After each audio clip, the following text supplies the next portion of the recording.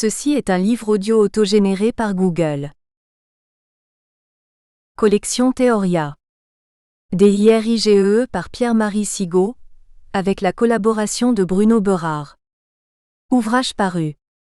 Jean Borella, Problème de gnose 2007. Wolfgang Smith, Sagesse de la cosmologie ancienne, les cosmologies traditionnelles face à la science contemporaine 2008. Françoise Bonardel, Bouddhisme et philosophie en quête d'une sagesse commune 2008. Jean Borella, La crise du symbolisme religieux 2008. Jean Biès, Vie spirituelle et modernité 2008. David Lucas, Crise des valeurs éducatives et postmodernité 2009. Kostas Mavrakis, De quoi Badiou est-il le nom? Pour en finir avec le XXe siècle 2009. Reza Shahkazemi, Shankara, Ibn Arabi et Maître Eckhart La voie de la transcendance 2010. Marco Pali La voie et la montagne, quête spirituelle et bouddhisme tibétain 2010. Jean Anny, La royauté sacrée, du pharaon au roi très chrétien 2010. Frithiof Schon, Avoir un centre, réédition 2010. Patrick Ringgenberg, Diversité et unité des religions chez René Guénon et Frithiof Schon, 2010. Kenryo Kanamatsu, Le naturel, un classique du bouddhisme Chine 2011. Frithiof Schon, Les stations de la sagesse, réédition 2011. Jean Borella, Amour et vérité, la voie chrétienne de la charité 2011. Patrick Ringgenberg, Les théories de l'art dans la pensée traditionnelle, Guénon Komaraswamy, Schon Burkhardt 2011. Jean Anny, La divine liturgie 2011. Swami Sri Karapatra, La lampe de la connaissance non duelle, suivi de La crème de la libération, attribué à Swami Tandavaryka, suivi d'un inédit, La connaissance du soi et le chercheur occidental de Frithiof Schon 2011. Paul Ballanfat, Messianisme et sainteté, Les poèmes du mystique ottoman Niazi Mizri 1618 à 1694, 2012. Frithiof Schon, Forme et substance dans les religions, réédition, 2012. Jean Borella, Penser l'analogie, 2012. Jean Borella, Le sens du surnaturel, suivi de Symbolisme et réalité, Genèse d'une réflexion sur le symbolisme sacré, 2012. Paul Ballanfat, Unité et spiritualité, Le courant Mélami Amzevi dans l'Empire ottoman, 2013.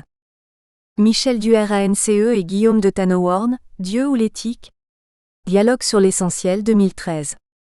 Le Srimad Bhagavatam, La sagesse de Dieu, résumé et traduit du sanskrit par Swami Prabhavananda, traduit de l'anglais par Ghislain Chetan 2013. Frithiof Schon, De l'unité transcendante des religions, réédition, 2014. Gilbert Durand, La foi du cordonnier, réédition 2014.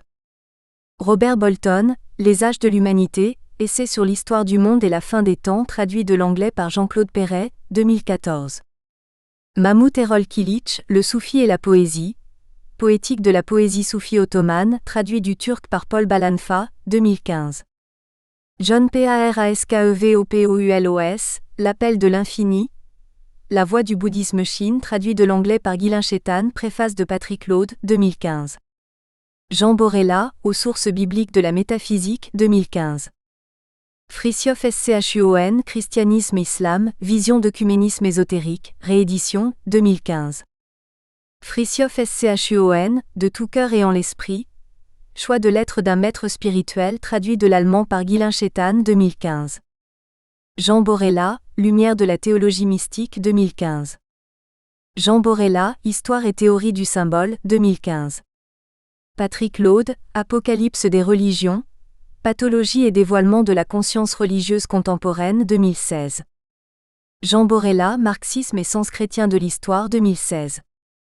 Hari Prasad Shastri, Écho spirituel du Japon, L'esprit et les formes du Japon traditionnel, traduction de l'anglais par Patrick Laude 2016. Frithiof Schon, Regard sur les mondes anciens, réédition, 2017. Victoria Cirlot, Hildegarde de Bingen et la tradition visionnaire de l'Occident, traduit de l'espagnol par Sébastien Galland et Juan Laurent, 2016. John Paraskevoupoulos, Le parfum de la lumière, une anthologie de la sagesse bouddhiste, traduit de l'anglais par Ghislain Chétan 2017. Jean Borella, Ésotérisme guénonien et mystère chrétien 2017. Frithiof Schon, L'œil du cœur, nouvelle édition augmentée de 3 chapitres inédits, 2017.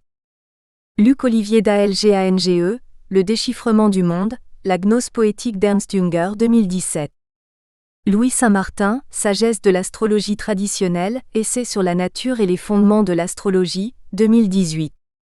Jean Borella, Sur les chemins de l'esprit, Itinéraire d'un philosophe chrétien 2018.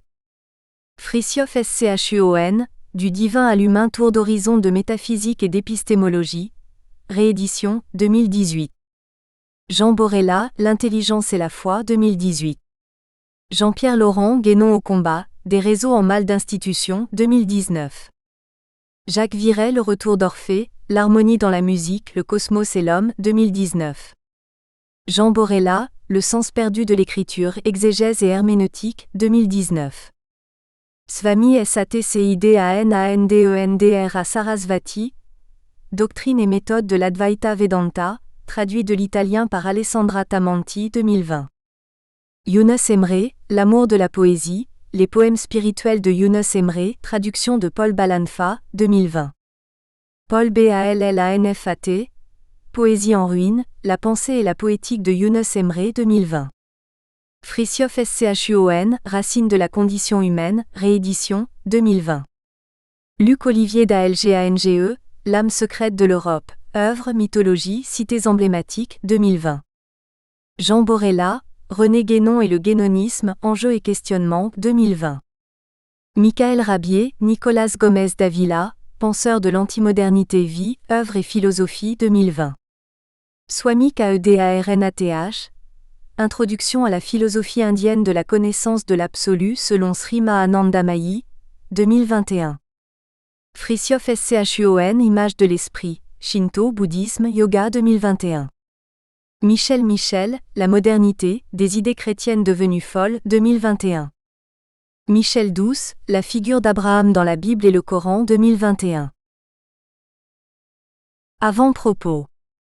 À travers toute notre œuvre, nous avons traité de la religion pérenne, explicitement ou implicitement, et en connexion avec les diverses religions qui d'une part la voilent, et d'autre part la font transparaître.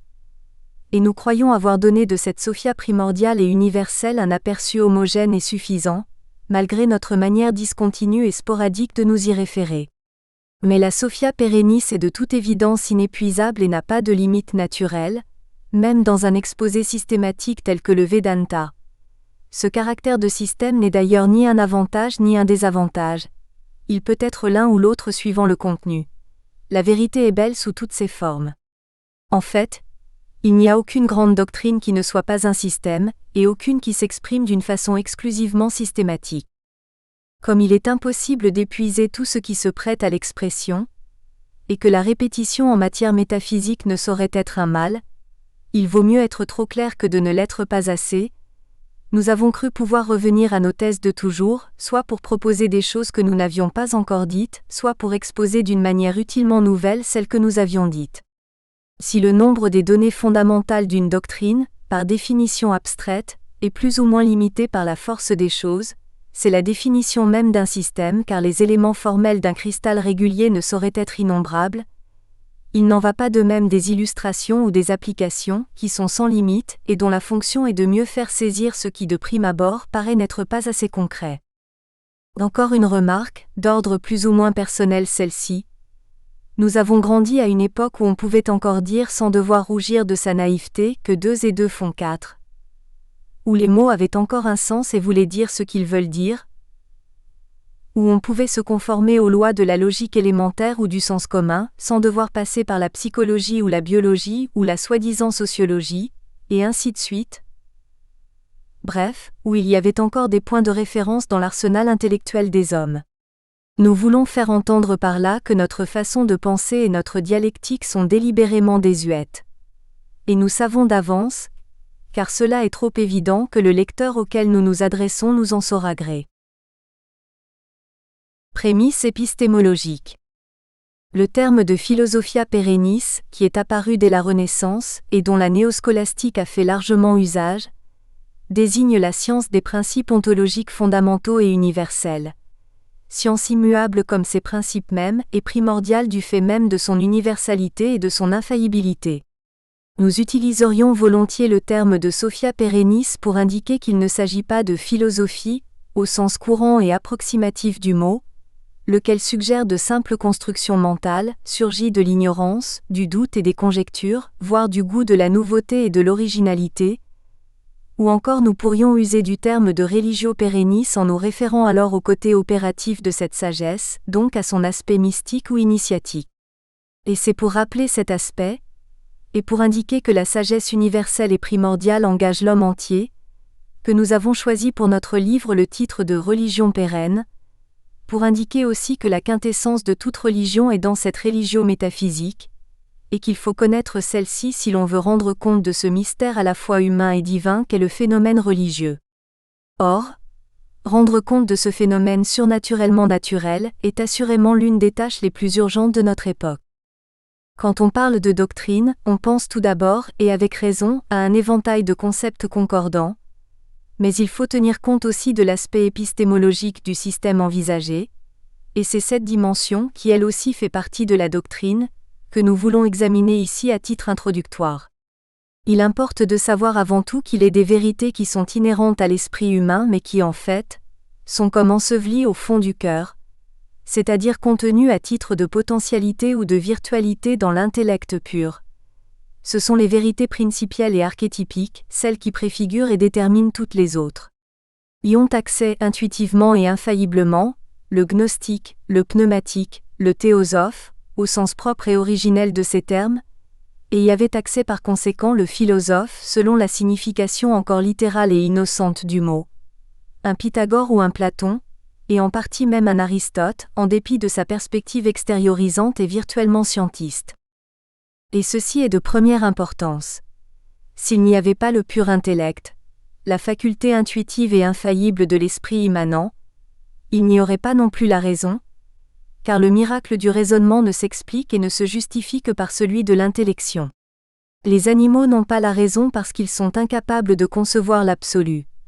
Autrement dit, si l'homme possède la raison, et avec elle le langage, c'est uniquement parce qu'il a accès en principe à la vision suprarationnelle du réel et par conséquent à la certitude métaphysique. L'intelligence de l'animal est partielle, celle de l'homme est totale, et cette totalité ne s'explique que par une réalité transcendante à laquelle l'intelligence est proportionnée. Aussi l'erreur décisive du matérialisme et de l'agnosticisme est-elle de ne pas voir que les choses matérielles et les expériences courantes de notre vie sont immensément au-dessous de l'envergure de notre intelligence. Si les matérialistes avaient raison, cette intelligence serait un luxe inexplicable. Sans l'absolu, la capacité de le concevoir n'aurait pas de cause. La vérité de l'absolu coïncide avec la substance même de notre esprit. Les diverses religions actualisent objectivement ce que contient notre subjectivité la plus profonde. La révélation est dans le macrocosme ce que l'intellection est dans le microcosme. Le transcendant est immanent au monde, sans quoi celui-ci ne saurait exister, et l'immanent est transcendant par rapport à l'individu, sans quoi il ne le dépasserait pas. Ce que nous venons de dire sur l'envergure de l'intelligence humaine s'applique également à la volonté, en ce sens que le libre arbitre prouve la transcendance de son but essentiel, pour lequel l'homme a été créé et par lequel l'homme est homme. La volonté humaine est proportionnée à Dieu, et ce n'est qu'en Dieu et par lui qu'elle est totalement libre. On pourrait dire une chose analogue en ce qui concerne l'âme humaine. Notre âme prouve Dieu parce qu'elle est proportionnée à la nature divine, et elle l'est par la compassion, l'amour désintéressé, la générosité, donc, en dernière analyse, par l'objectivité, la capacité de sortir de notre subjectivité et par conséquent de nous dépasser.